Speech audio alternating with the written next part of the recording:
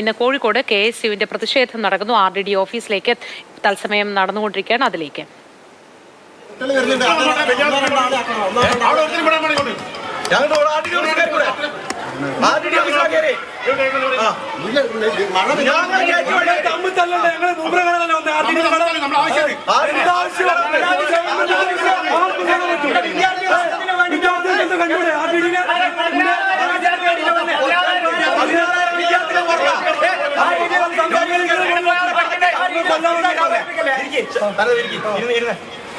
ഇവിടെ +1 സീറ്റുമില്ല എന്നിട്ട് കൂട്ടി കെട്ടിയിട്ടാണ് എന്തേ ഈ ഉദ്യോഗസ്ഥന്മാരൊക്കെ എന്തേ ഇരിക്കുക?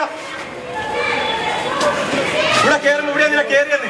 ബോംബ് കൊണ്ടൊന്നല്ല മോളോട്ട് കയറിയെന്ന്. നിരന്തര സമരങ്ങളുണ്ടാവും. +1 സീറ്റ് കിട്ടണം. 16,000-ഓളം വിദ്യാർത്ഥികൾ ഈ ജില്ലയിൽ പുറത്താ. മലബാറിൽ എത്ര വിദ്യാർത്ഥികളെ പുറത്ത്? കണക്ക് നിങ്ങൾ പഠിക്കണം. എന്നിട്ട് ഇങ്ങോട്ട് എന്തിനാ കയറിയെന്ന്? കഴിഞ്ഞ ദിവസം വീണ്ടും വന്നാലെന്ന് വീണ്ടും കയറി വന്നേരും. പിണറായി മാറാലെന്നുമായി KSUക്കാർക്കെതിരെ വരണ്ട. ഞങ്ങൾ ഇങ്ങോട്ട് നടന്നു കയറിയാ വന്നേ. അന്നപ്പോ ഞങ്ങളെ കാണുമ്പോൾ പോലീസ് ഓടുക, ഗേറ്റ് മുട്ടെ. അപ്പൊ ഞങ്ങൾ കയറണ്ടേ? ഞങ്ങൾ തീവ്രവാദ പ്രവർത്തനം വന്നോ? ബോംബ് കൊണ്ടുവന്നോ? അല്ലല്ലോ. +1 സീറ്റ് കിട്ടാത്തതിന്റെ കാരണം ചോദിക്കുകയും ഇന്ന് +1 ക്ലാസ് തുടങ്ങുമ്പോ 100-കണക്കിന് 1000-കണക്കിന് വിദ്യാർത്ഥികള് 10,000-കണക്കിന് വിദ്യാർത്ഥികള് ഈ മലബാറിന് പുറത്താ, കോഴിക്കോട് ജില്ലയ്ക്ക് പുറത്താ. സ്വാഭാവികമായി സമരങ്ങൾ ഉണ്ടാവും, പ്രതിഷേധങ്ങൾ ഉണ്ടാവും. അത് ഞങ്ങൾ തടഞ്ഞു നിർത്തല്ലേ? വിദ്യാഭ്യാസ ഓഫീസുകളിൽ കയറി ഇറങ്ങും. ആ സമയത്ത് വന്നിട്ട് ഓഫീസ് കൂട്ടുക. KSUക്കാരിലെ കയറുമ്പോൾ പോലീസുകാർ എഴുന്നേറ്റ് ഓടുക. എന്തുകൊണ്ട് ഗേറ്റ് കൂട്ടിലാണ്? നിങ്ങളാരെ ഗേറ്റ് കൂട്ടിൽ ഏൽപ്പിച്ച്? മെഞ്ഞാന്ന് വന്നാലേ മെഞ്ഞാന്നും വരും, നാളെയും വരും. ഈ കുട്ടികൾക്ക് സീറ്റ് കിട്ടുന്ന വരും. ഇനി ഞങ്ങൾക്ക് എന്താ പണി? ഇതിലൂടെ തടഞ്ഞു വെക്കുക. RDD പുറത്തിറങ്ങുന്ന ഞങ്ങളും കാണട്ടെ.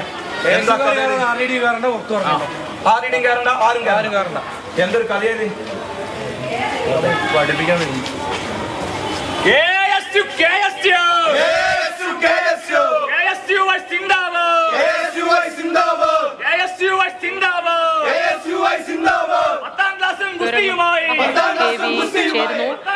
രാഹുൽ, RDD ഓഫീസിലേക്ക് KSU പ്രവർത്തകർ വന്നപ്പോൾ അവിടെ സംഘർഷ സമാനമായ ഒരു അന്തരീക്ഷം ഉണ്ടായി എന്ന് തോന്നുന്നു.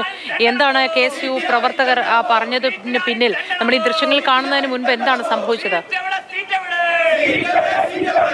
നമുക്ക് ഇന്ന് +1 ക്ലാസ് ആരംഭിക്കുകയാണ്. പക്ഷേ മലബാറിൽ +1 സീറ്റ് പ്രതിഷേധം വളരെ രൂക്ഷമായി തന്നെ തുടരുകയും ചെയ്യുന്നു. കഴിഞ്ഞ ദിവസങ്ങളിലെല്ലാം KSU പ്രവർത്തകർ പ്രതിഷേധത്തിലാണ്. കഴിഞ്ഞ ദിവസവും കോഴിക്കോട് RDD ഓഫീസ്, അതായത് കോഴിക്കോട് റീജിയണൽ ഡെപ്യൂട്ടി ഡയറക്ടറുടെ ഓഫീസിന് മുന്നിൽ പ്രതിഷേധം